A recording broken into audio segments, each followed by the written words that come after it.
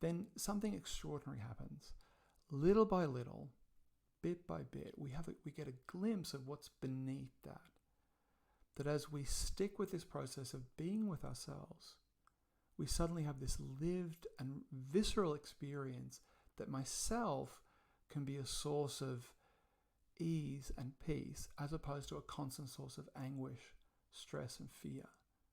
And that is just an amazing experience, even if it's just a glimpse to start with, where there's this feeling of we're sitting and we're being with ourselves, could be 10 minutes, 5 minutes, and all of a sudden we feel like, I feel relaxed.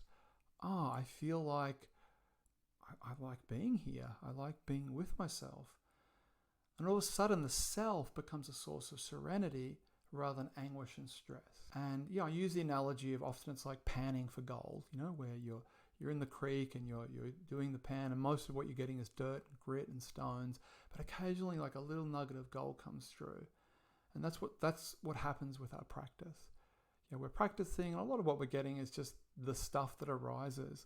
But somewhere in that, there's a little nugget of gold, and then maybe there's a little diamond, and then there's an emerald, and little by little, these jewels appear that are kind of gifts from ourselves to ourselves.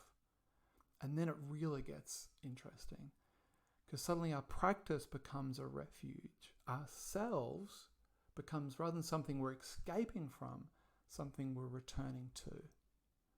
And for anyone with a history of childhood trauma, the capacity or experience of feeling like I am the source of peace rather than I am the source of distress is fundamental in that healing process. It's a fundamental rewiring and re-understanding of what it is to be ourselves.